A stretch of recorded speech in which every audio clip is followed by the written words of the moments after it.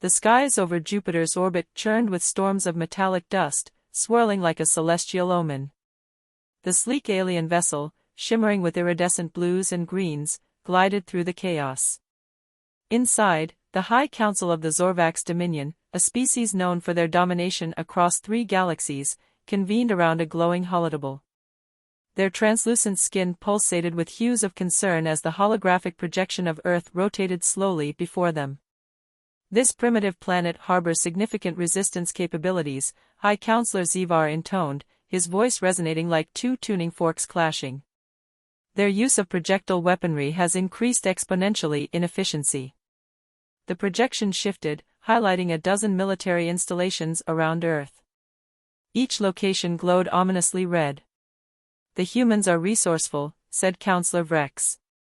But their technology remains crude. Even their most advanced systems, like kinetic launchers, are relics compared to our energy-based armaments. A wave of agreement rippled through the room. Humans, after all, were barely capable of interstellar travel. Their last recorded encounter with the Zorvax ended in humiliating retreat. Surely, they remained the same primitive species? Except they hadn't. Unbeknownst to the Zorvax, humanity had spent the last 3 decades preparing. Not just surviving, thriving. While the alien overlords dismissed Earth's efforts, humans had doubled down on innovation, spurred by the collective fear of another invasion. And now, Earth's defense network was unlike anything seen before. Meanwhile, on the outskirts of Nevada, deep within the bowels of a secret military installation, Major Sarah Connors, a no-nonsense officer with sharp blue eyes and a reputation for unconventional strategies, stood in front of a massive crowd of engineers and military brass.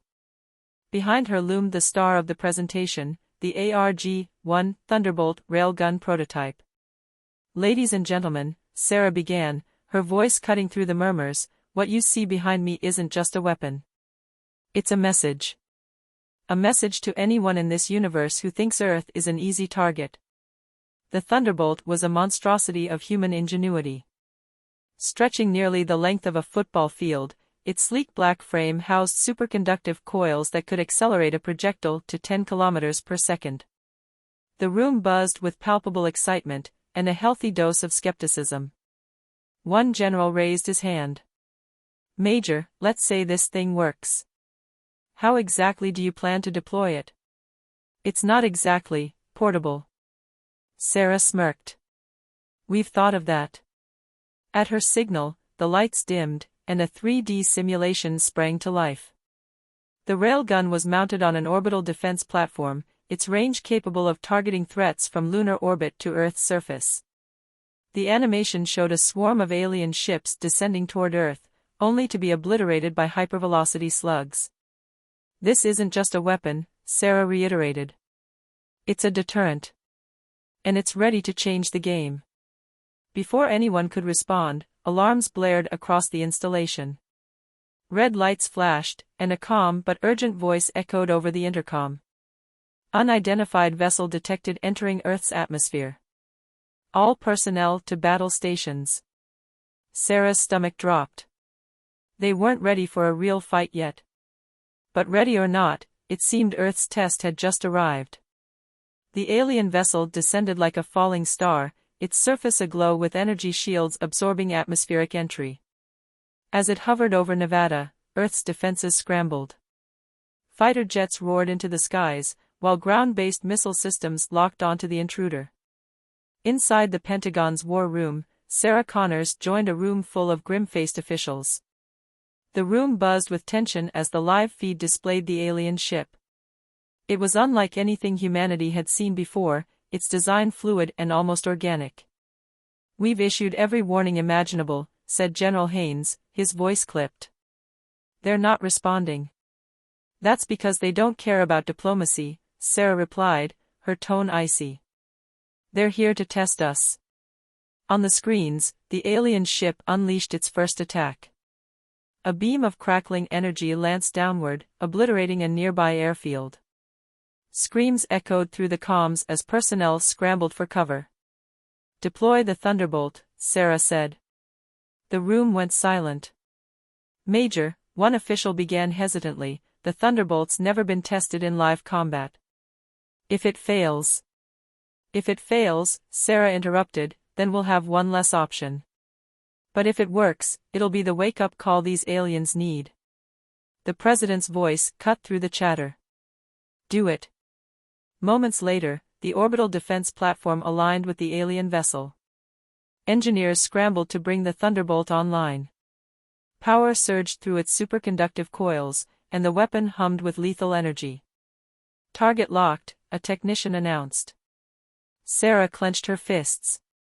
Fire. The projectile screamed through the atmosphere, breaking every known speed record. The alien ship's shields flared as the slug hit with the force of a meteor. For a moment, the vessel seemed to freeze mid-air, its glowing aura flickering.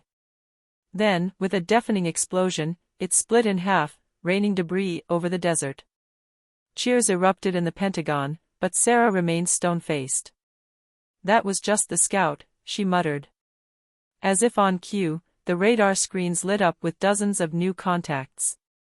Alien ships blinked into existence around Earth, their formations tight and disciplined. The Zorvacs weren't playing games anymore. Back on the orbital platform, engineers raced to reload the Thunderbolt. But the alien fleet was already retaliating. Energy beams lanced through space, targeting the platform's defensive systems. We'll never get a second shot off in time, an operator yelled. Sarah's mind raced. Then we'll have to get creative. Patch me through to the fighter squadrons. On the ground, Captain James "Hawk" Reynolds led a squadron of F-45 Raptors. When Sarah's orders came through, he couldn't help but laugh. You want us to do what? He asked. Distract them, Sarah's voice crackled over the comms. Buy us enough time to reload the Thunderbolt. No pressure, Hawk muttered. All right, boys, you heard the lady. Let's dance.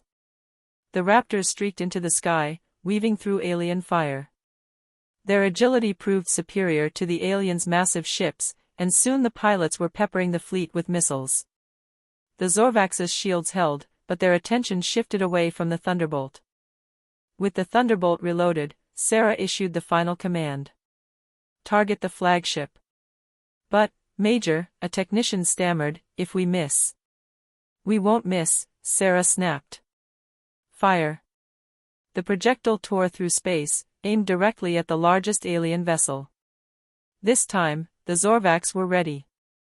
Their flagship's shields absorbed the hit, but the sheer kinetic force overloaded their systems. The ship's core destabilized, erupting in a chain reaction that consumed half the fleet. The remaining ships hesitated, their formation faltering. It was the opening Earth needed. Fighter squadrons and missile systems unleashed a coordinated assault, forcing the Zorvacs into retreat. In the aftermath, Sarah stood on the observation deck of the Pentagon. The sky was clear now, but the cost of victory weighed heavily. Thousands of lives lost, cities scarred, but Earth still stood. They'll be back, General Haynes said quietly. Sarah nodded. And so will we. But next time, they'll know one thing. What's that?